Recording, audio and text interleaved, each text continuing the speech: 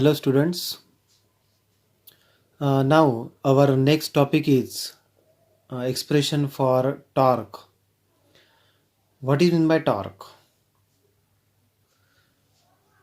We know that for rotational motion of any body आपल्याला माहीत आहे की रोटेशनल मोशन जर एखाद्या बॉडीला द्यायची असेल तर आपल्याला त्या बॉडीला एका कोणत्या तरी ॲक्सिस भोवती फिरवावं लागतं. तो ॲक्सिस त्या बॉडीमधून जर जात असेल तर या ॲक्सिसच्या भोवती बॉडी फिरवताना त्या बॉडीला कुठेतरी समजा आपल्याला इथे मी M1 पॉईंट घेतलेला, हा M1 हे एका पार्टिकलचं मास आहे. त्या पार्टिकलला मला त्या पार्टिकल ज्या ठिकाणी आहे त्या ठिकाणी मला फोर्स लावावा लागेल. असं जर मी केलं तरच ही बॉडी अशी गोल फिरू शकेल. We know that in straight line motion force is applied, force is F. Straight line मोशनमध्ये आपल्याला माहीत आहे की फोर्स आपण अप्लाय करतो त्याला आपण F असं म्हणतो. तो फोर्स जो आहे त्या बॉडीला स्ट्रेट लाईनमध्ये किंवा सरळ रेषेत मूव्ह करतो. इथे आपण कोणते मोशन शिकत आहे? रोटेशनल मोशन शिकत आहे. म्हणून या बॉडीला रोटेट करण्यासाठी किंवा या ॲक्सिसच्या भोवती फिरवण्यासाठी आपल्याला कशाची गरज आहे? अशा प्रकारच्या फोर्सची गरज आहे जो एक फोर्स या बॉडीला या ॲक्सिस जवळ स्थिर ठेवेल ॲक्सिसच्या ठिकाणी आणि दुसरा फोर्स ॲट अ टाईम या बॉडीला इथून असा फिरवेल. आपल्याला माहिती आहे टॉर्क म्हणजे इक्वल अँड अपोजिट फोर्सेस आपण शिकलेलो आहोत. Torque means equal and opposite forces which are acting on a two different points. आता इथे जर मी ते पाहिलं तर M1 या पॉईंटवर एक प्रकारचा फोर्स ॲक्ट होत आहे, एक प्रकारचा फोर्स या पॉईंटवर ॲक्ट होत आहे. हा फोर्स या बॉडीला समोर मूव्ह होऊ देत नाही आणि हा फोर्स या बॉडीला समोर मूव्ह होण्यासाठी आवश्यक आहे. म्हणजे हा फोर्स या बॉडीला समोर मूव्ह देत नाही म्हणजेच हा विरुद्ध दिशेने आहे. इट इज अपोजिट डायरेक्टेड म्हणजे हा असा या दिशेने आहे आणि M1 या पॉईंटवर असणारा फोर्स हा आतल्या दिशेने आहे म्हणून ही बॉडी अशी फिरेल. इथे आपण डायरेक्शन दाखवलेली आहे बॉडी फिरण्याची. अशाच प्रकारे आपण दोन इक्वल अँड अपोजिट फोर्सेस जेव्हा ॲक्ट करतो तेव्हा आपल्याला टॉर्क अप्लाय झाल्यासारखं दिसून येते. दिसते इथे आपल्याला या पॉईंटला आणि या पॉईंटला, हे दोन पॉईंट जर मी कन्सिडर केले तर इथे टॉर्क अप्लाय झालेला आहे. सिमिलरली प्रत्येक पॉईंटसाठी मी कन्सिडर करू शकतो आणि टॉर्क अप्लाय होताना आपल्याला दिसेल.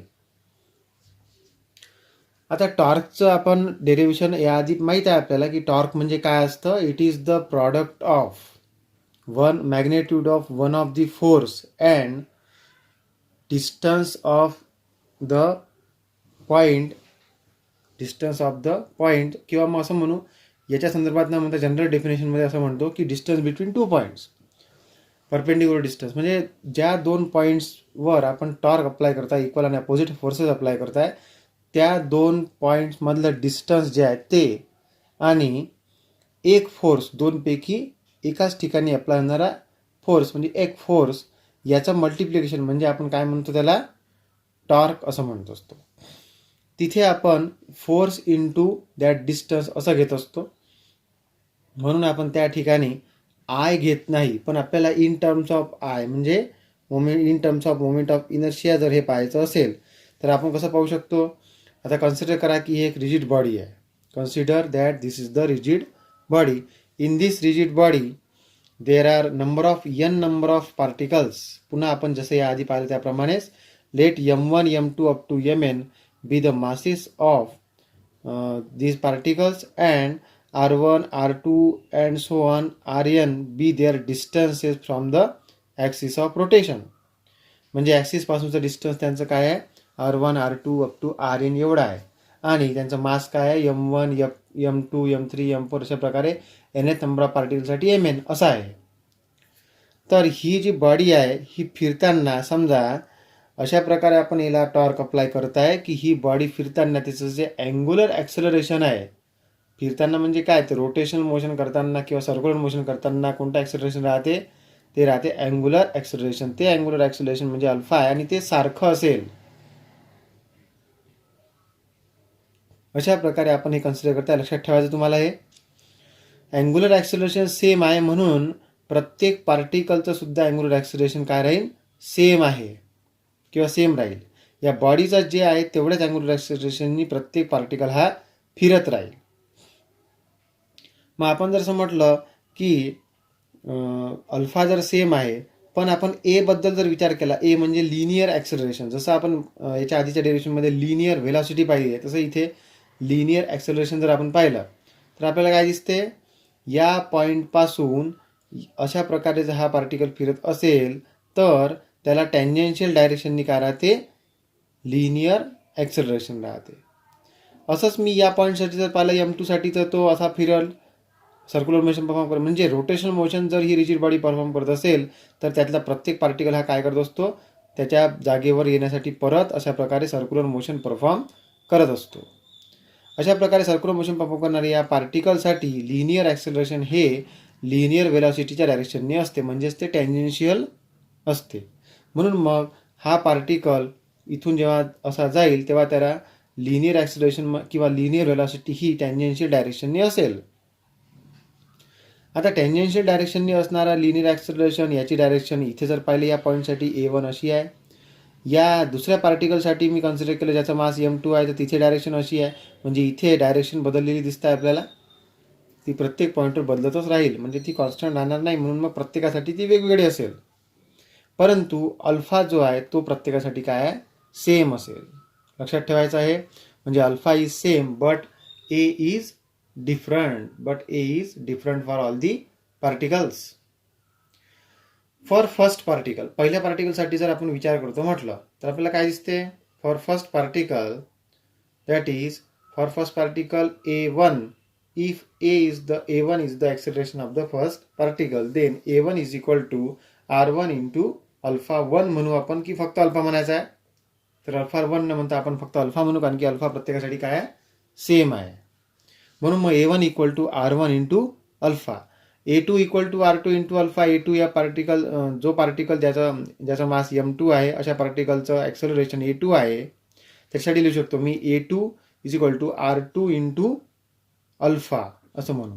अशा प्रकारे and so on nth number of पार्टिकलसाठी AN is equal to RN into alpha असं आपण म्हणू शकतो. आणि अशाच प्रकारे force acting on each particle जर मला काढायचं असेल, प्रत्येक पार्टिकलवर कोणत्या प्रकारचा किती फोर्स ॲक्ट होत असेल, जो आपण टॉर्कसाठी यूज करणार आहे. आपल्याला माहिती आहे टॉर्कच्या डेफिनेशनमध्ये की ते डिस्टन्स मल्टिप्लाइड बाय फोर्स आहे, perpendicular distance multiplied by one of the force. म्हणून तो वन ऑफ दी फोर्स काय असेल त्यासाठी आपण काय काढू, force acting on the particle. That force acting is equal to, जर मी हा पार्टिकल विचारात घेतला तर इथे ॲक्ट होणारा फोर्स हा याच डायरेक्शनने असेल, त्याच डायरेक्शन लिनियर व्हेलॉसिटी, त्याच डायरेक्शनने लिनियर ॲक्सेलरेशन असेल. बरोबर आहे. Force acting is tangential, therefore force is also acting tangential, and direction of force is equal to direction of a, that is the linear acceleration. अशा प्रकारे इथे डायरेक्शन ऑफ लिनियर ॲक्सेलरेशन जी आहे ती व्हेलॉसिटीचीच आहे आणि तीच फोर्सची पण आहे. तो फोर्स जर मला काढायचा असेल तर आपल्याला साधं एकदम सरळ त्याचा जे काही फॉर्म्युला माहीत आहे, मास इंटू ॲक्सेलरेशन. मास याचं M1 आहे, ॲक्सेलरेशन A1 आहे. दुसऱ्यासाठी मास M2 आहे, ॲक्सेलरेशन A2 आहे. तिसऱ्यासाठी मास A3 आहे, ॲक्सेलरेशन किंवा nth पार्टिकलसाठी मास काय म्हणू आपण, Mn पार्टिकलसाठी मास हे किंवा असा पार्टिकल ज्याचं मास काय आहे Mn आहे त्याच्यासाठी. अशा प्रकारे आपण विचारात घेऊ. आणि आपल्याला काय दिसते मग की nth पार्टिकलसाठी An हे त्याचं ॲक्सेलरेशन आहे, सेकंड पार्टिकलसाठी A2 आहे.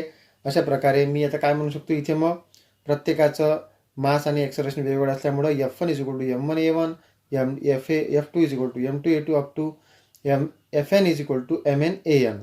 आता इथे F1 is equal to M1 A1 लिहिलेलं आहे. A1 म्हणजे आपण पहिले लिहिलेलं आहे A1 equal to R1 alpha. तो इथे पुट केला तर काय झालं, M1 into R1 into alpha. म्हणजे आता आपल्याला Fnची व्हॅल्यू मिळाली M1 R1 अल्फा. सिमिलरली शेवटची म्हणजे nth पार्टिकलच्या फोर्सची value Fn is equal to Mn Rn alpha असा मिळाला आपल्याला. टॉर्कचा फॉर्म्युला माहिती आहे आपल्याला, torque is equal to force into perpendicular distance म्हणजे F1 इंटू R1. F1 आपण काढला इथे M1 R1 अल्फा, तो इथे जर पुट केला तर M1 R1 alpha into R1 म्हणजे R1 स्क्वेअर होऊन जाईल इथे, म्हणून M1 R1 स्क्वेअर अल्फा. दुसरा टॉर्क म्हणजे torque of the second particle of mass M2, तो काय झाला torque 2 is equal to F2 R2. अशा प्रकारे alpha M2 R2 square alpha. अशाच प्रकारे nth नंबर ऑफ पार्टिकलसाठी tau n is equal to mn into R N म्हणजे mn into R N square into alpha. प्रत्येकाच्या टॉची व्हॅल्यू मला भेटलेली आहे. आता हा जो टॉ आहे हा ॲक्सिस ऑफ रोटेशनला परपेंडिक्युलर डायरेक्शनने ही बॉडी फिरत आहे, त्याच डायरेक्शननी टॉ ॲक्ट होत आहे. असं जर होत असेल तरच, कारण जर आपण प्लेन बदलला, दुसऱ्या प्लेनमध्ये जर आपण अप्लाय करतो म्हटलं टॉर्क, तर इथे अशा प्रकारे बॉडी फिरणार नाही. म्हणून at in the same plane if the body have to rotate, then for torque of the body in that plane direction of torque is same and hence magnitude of torque can be added so that total torque applied on the body can be calculated. म्हणजे या बॉडीवर total torque किती apply होता हे calculate करण्यासाठी प्रत्येक पार्टिकलवर act होणारा torque त्याचं जर मॅग्नेट्यूड मी एकत्र केलं तर तेवढ्या मोठ्या प्रमाणात टॉर्क या बॉडीवर एका दिशेला ॲक्ट होईल आणि म्हणून ही बॉडी रोटेशनल मोशन परफॉर्म करेल. पण जर आपण प्लेन बदलला, आता टॉर्क आपण असा अप्लाय केला वरून, असा अप्लाय केला तरी बॉडी अशी फिरेल. पण आपण वरून जर अप्लाय केला तर ही बॉडी खाली जाईल. म्हणजे ही बॉडी जर खाली गेली तर आपल्याला या ठिकाणी अशी रोटेशन मोशन भेटणार नाही जसं आपल्याला दिसत आहे. म्हणून आपण असं म्हणतो ज्या प्लेनमध्ये ही फिरत आहे बॉडी त्याच प्लेनमध्ये त्याला आपण टॉर्क अप्लाय केला कॉन्स्टंटली तर असं आपल्याला मिळेल. लक्षात आलं? मग इथे टॉ 1ची व्हॅल्यू टाकली, टॉ 2ची टाकली, सगळ्यांची व्हॅल्यू टाकल्या. इथे मला काय दिसते? कॉमन अल्फा जो आहे तो प्रत्येक टर्ममध्ये कॉमन आहे. बाकीच्या चेंजिंग टर्म्स आहेत म्हणून आपण बाकीच्या टर्म्स लिहून टाकू ब्रॅकेटमध्ये आणि अल्फा मल्टिप्लाइड बाय करू. तर आपल्याला असं मिळालं m1r1 square plus m2r2 square plus up to mn square into bracket complete into alpha. हे काय आहे? परत कालसारखं आठवायचं आपल्याला.